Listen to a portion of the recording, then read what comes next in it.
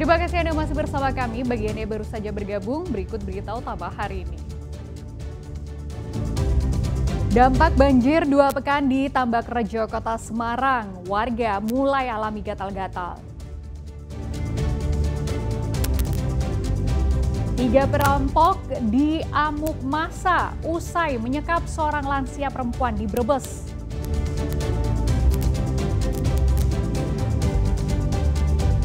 Tambang ilegal seluas 300 hektar di Taman Nasional Gunung Merapi, Kabupaten Magelang disegel.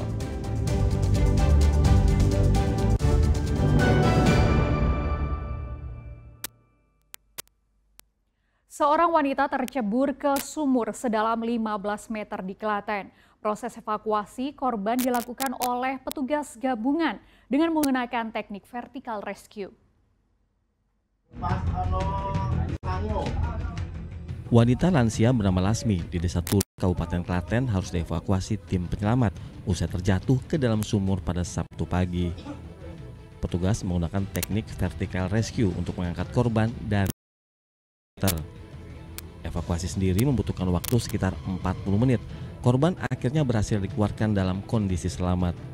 Peristiwa ini diketahui pertama kali oleh suami korban yang mendengar suara minta tolong. Setelah dicek, ternyata istrinya sudah tercebur sumur. Korban yang sebelumnya memiliki penyakit stroke diduga terpeleset dan tercebur sumur ketika hendak pergi ke kamar mandi.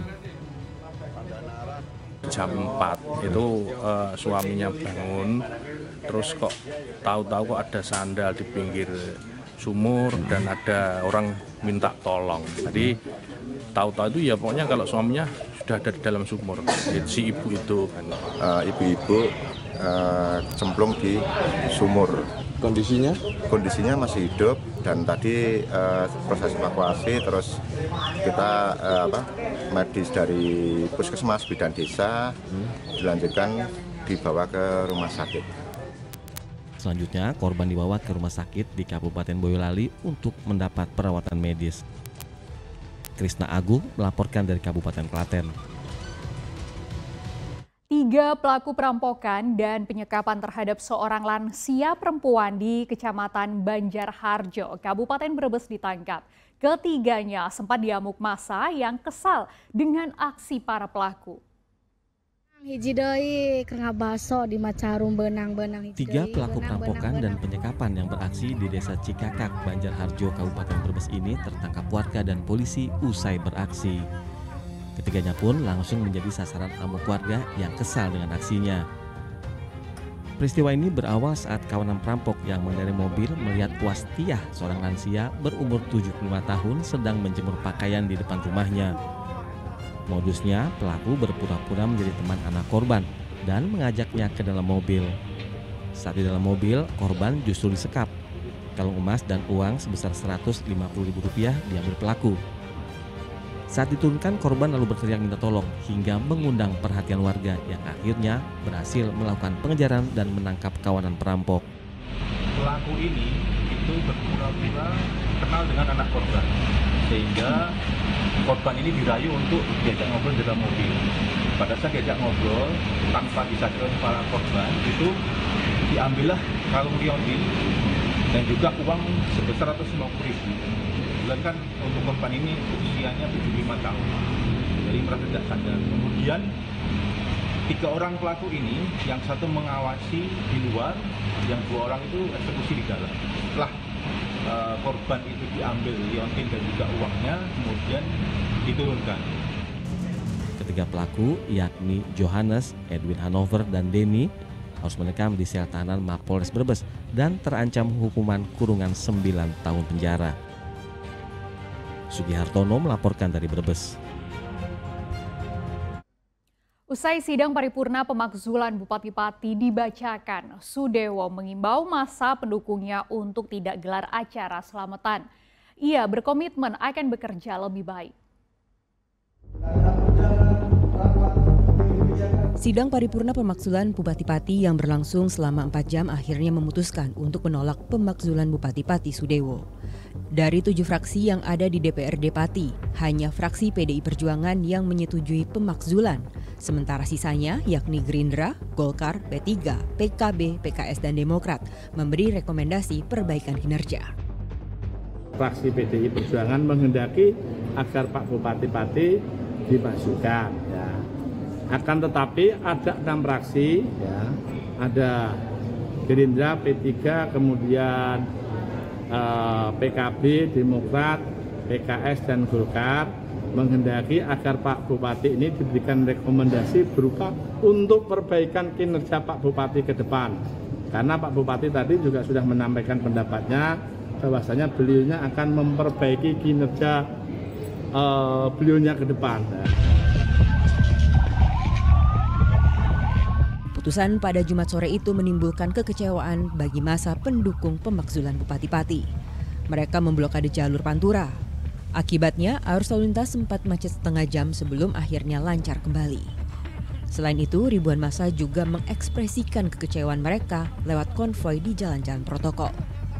Namun buntut dari aksi itu ada 4 massa kontra Bupati Pati Sudewo yang ditahan polisi. Juga ada beberapa yang diamankan, ini masih kita akan minta keterangan terkait dengan keterlibatannya. Namun demikian nanti hasilnya kita sampaikan pada kawan-kawan semuanya.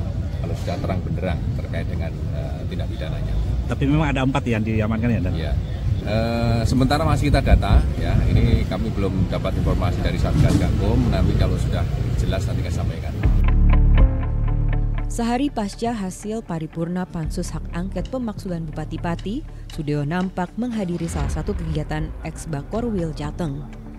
Di tengah pameran ragam UMKM ini, Bupati Sudewo menghimbau para pendukungnya untuk tidak menggelar acara selamatan setelah dirinya dinyatakan gagal dimakzulkan oleh DPRD Pati.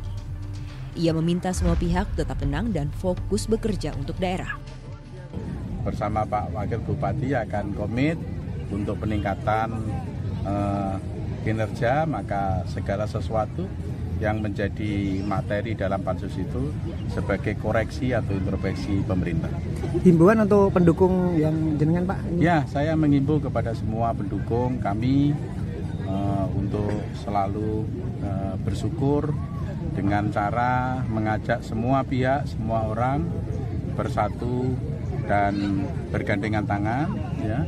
Untuk membangun Kabupaten Pati. Tidak boleh euforia, hiburan-hiburan, konvoi, selamatan-selamatan gitu pun nggak usah. Pokoknya biasa saja. Arif Nur melaporkan dari Pati. Petugas segel penambangan ilegal di kawasan Taman Nasional Lereng Gunung Merapi, Kabupaten Magelang. Aktivitas tambang pasir seluas 300 hektar itu telah merugikan negara hingga 3 triliun rupiah. Bertempat di Taman Nasional Lereng Gunung Merapi, Kabupaten Magelang, ditemukan penambangan ilegal tepat di alur sungai.